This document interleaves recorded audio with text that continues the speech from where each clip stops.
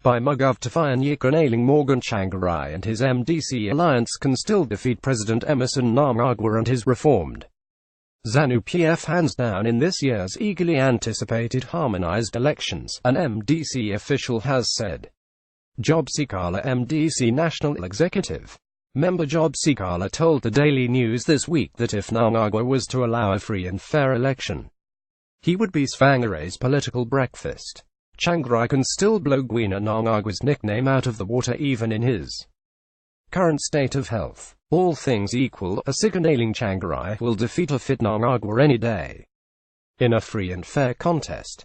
In Zambia, a Sikhala Sata defeated a fit Rupiah Banda when no one gave him a snowball's chance in hell. But Sikhala, together with thousands of opposition supporters, might be disappointed. With just a few months before elections, Tsvangirai, 65, has thrown the MDC alliance preparations into disarray after hinting on Monday at his possible early retirement, less than 2 months after his longtime foe former President Robert Mugabe also threw in the towel after a 4-decade rule.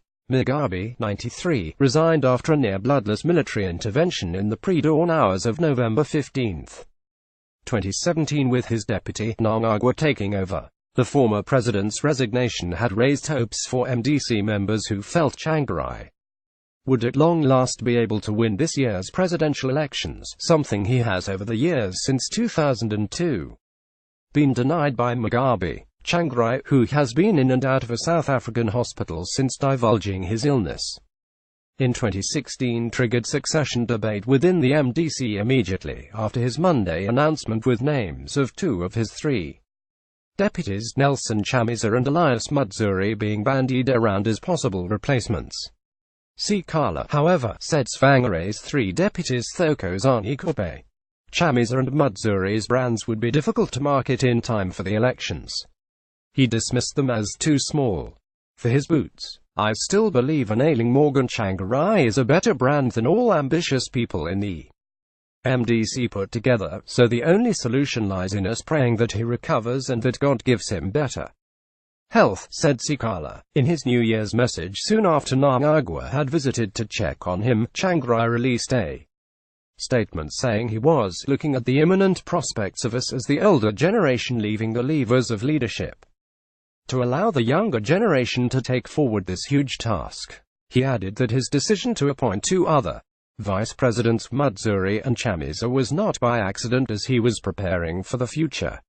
As I have said before, while politicians only think about the next election, true statesmen think about the next generation. The current leaders are only but caretakers for future generations.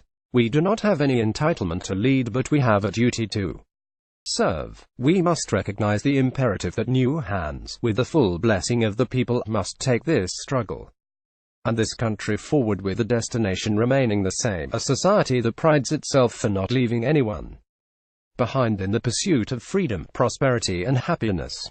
That is the only lasting legacy and precedence that we must leave to future generations. Meanwhile, Sikhala said the MDC was confident of winning the elections as the party covered a lot of ground in voter mobilization during the ongoing biometric voter registration exercise. The party worked extremely hard to have its people registered as voters, and I am saying this from an informed position. People are not aware that the MDC worked in an extraordinary way. The strategy and deployment that our party silently employed was amazing. I can confidently tell you that the about 70% plus of the registered voters today came from the MDC, but this is information we will not normally share, but that is the truth. Daily News.